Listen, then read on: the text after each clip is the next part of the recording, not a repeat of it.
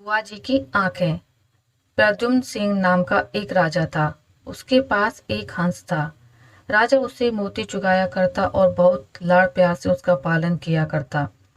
वह हंस नित्य प्रति सायंकाल राजा के महल से उड़कर कभी किसी दिशा में और कभी किसी दिशा में थोड़ा चक्कर काट आया करता।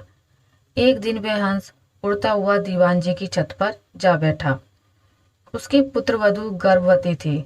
उसने सुन रखा था कि गर्भावस्था में यदि किसी स्त्री को हंस का मांस खाने को मिल जाए तो उसकी होने वाली संतान अत्यंत मेधावी, तेजस्वी और भाग्यशाली होती है। अनायास ही छत पर हंस आया देखकर उसके मुंह में पानी भर आया। उसने हंस को पकड़ लिया और रसोई घर में ले जाकर उसे पकाकर खा गई। इस बात का पता न उसने अपनी सास को लगने दिया, न ससुर को और न ही पति को, क्योंकि उससे भय था कि अगर राजा को इस बात का सुराग लग गया तो बड़ा अनिष्ट हो जाएगा। उधर जब रात होने पर हंस राजमहल में नहीं पहुंचा तो राजा रानी को बहुत चिंता हुई। उनका मन बहुत व्याकुल हो गया। चारों ओर उसकी खोज में आदमी दौड़ाए गए, लेकिन हंस कहीं हो तब मिले ना। राजा ने अड़ोस पड़ोस के शहरों कस्बों में भी सूचना कराई कि अगर कोई हंस का पता लगा सके तो राज्य की ओर से उसे बहुत बड़ा पुरस्कार दिया जाएगा। 10-20 दिन निकल गए, कुछ भी पता नहीं लग सका। चूंकि वह हंस राजा रानी को बहुत प्रिय था, इसलिए वे उदास रहने लगे। एक दिन एक कुटनी राजा के पास आई और बोली कि वह हंस का पता लगा सकती है, लेकिन उसे थोड़ा सा समय चाहिए। राजा ने कहा, मेरे राज्य के पंडित, ज्योतिषी, हाकिम और मेरे इतने सारे गुप्तचरों में कोई भी पता नहीं लगा सका। तुम कैसे पता लगा सकोगे? कुटनी ने कहा, मुझे अपनी योग्यता पर विश्वास है। अगर अन्नदाता का हुक्म हो तो एक बार आकाश के तारे भी तोड़कर ले आऊं। आप मुझे थोड़ा सा समय दीजिए और आवश्यक धन दे दीजिए। उसे वापस ला सकूं या नहीं, लेकिन मैं आपको विश्वास दिलाती हूँ कि उसका अता पता अवश्य ले आऊंगी। राजा ने स्वीकार कर लिया और कुटनी अपने उद्देश्य की सिद्धि के लिए चल पड़ी। सबसे पहले कुटनी ने यह पता लगाया कि शहर के धनिक घरों में कौन कौन स्त्री गर्भवती है। उसे पता था कि गर्भावस्था में किसी स्त्री को यदि हंस का मांस मिल जाए तो वह बिना खाए नहीं रहेगी। साथ ही यह भी जानती थी कि साधारण घर की कोई स्त्री राजा का हंस पकड़ने का साहस नहीं कर सकती। खोजते खोजते उसे पता लगा कि दीवान की पुत्रवधू गर्भवती है।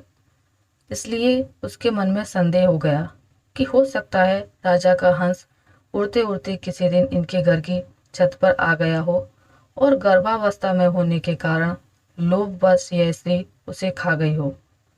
कुटनी ने सोचा, किसी भी स्त्री के साथ निकट मैत्री करने के लिए उसके पीहर के हालचाल जानना आवश्यक है। इसलिए कुटनी उसके पीहर के गांव पहुंची। वहां जाकर उसने पीहर वाले सारे लोगों के नाम दाम तथा उनके घर में बीती हुई खास खास पुरानी घटनाओं की जानकारी ली।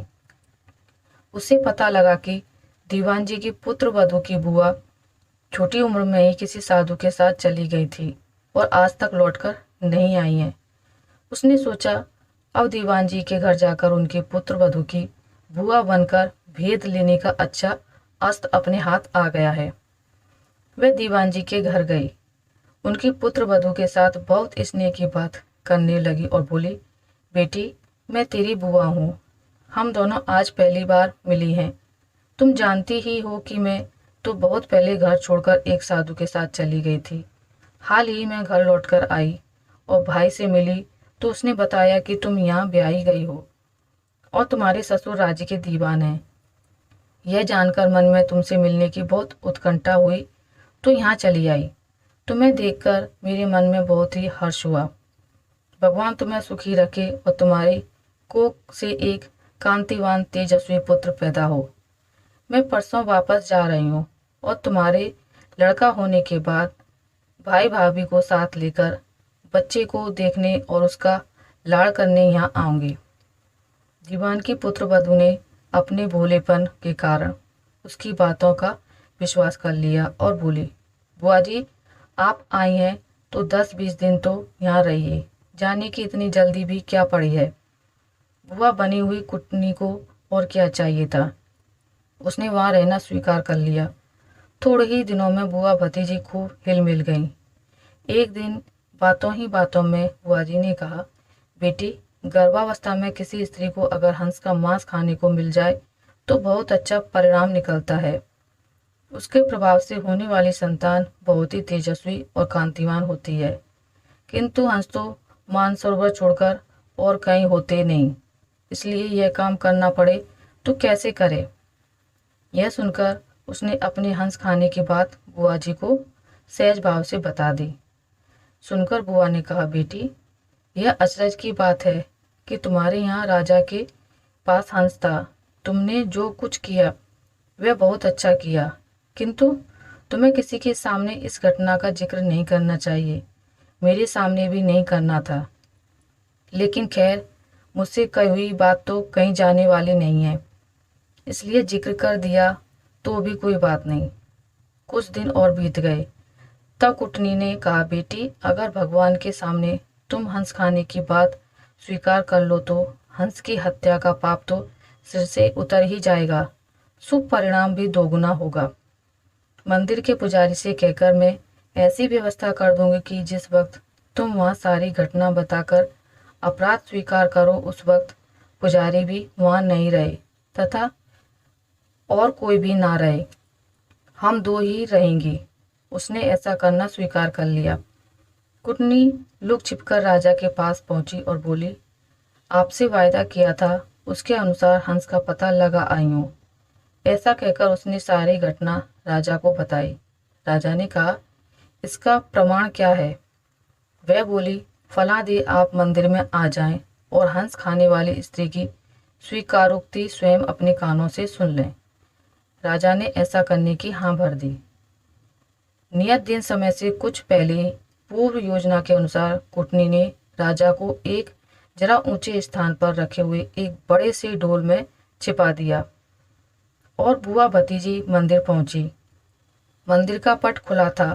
पुजारी या और दूसरा कोई भी व्यक्ति वहां नहीं था। अब बुआ जी ने शुरू किया, हाँ तो बेटी, क्या बात हुई थी उस दिन। दीवान की पुत्र वधू ने घटना आरंभ की। वह थोड़ी सी घटना ही कह पाई थी कि कुटनी ने सोचा, राजा ध्यानपूर्वक सुन तो रहा है ना, इसलिए वह ढोल की तरफ इशारा करके बोली, ढोल रे ढोल, सुन रे बहू का बोल। उसका इतना कहना था कि भतीजी का माथा ठनका। उसे वहम हो गया कि हो ना हो दाल में कुछ काला है। मालूम होता है मैं तो ठगी गई हूँ। वह चुप हो गई। बुआ बोली, हाँ तो बेटी, आगे क्या हुआ। इस पर भतीजी बोली, उसके बाद तो बुआ जी मेरी आँख खुल गई, सपना टूट गया। ज्यों ही भतीजी की आँख खुली त्यों ही बुआ जी की आंखें भी खुली की खुली रह गईं। उसके पाँव तो भतीजी से भी भारी हो गए और उसके लिए उठकर खड़े होना भी मुश्किल हो गया। इसलिए हमको कभी किसी पर भी भरोसा नहीं करना चाहिए जब तक उसके बारे में पूरी जानकारी प्राप्त ना कर लो। तो मेरी आपको वीडियो कैसी लगी मुझे कमेंट करके ज़रूर बताइएगा। अगर आपको ये वीडियो अच्छी लगी है तो इसे लाइक करें, ज़्यादा से ज़्यादा शेयर करें और अगर आप मेरे चैनल पर नए हैं तो इसे सब्सक्राइब करना ना भूलें। मिलते हैं एक नई कहानी के साथ, तब तक के लिए नमस्कार।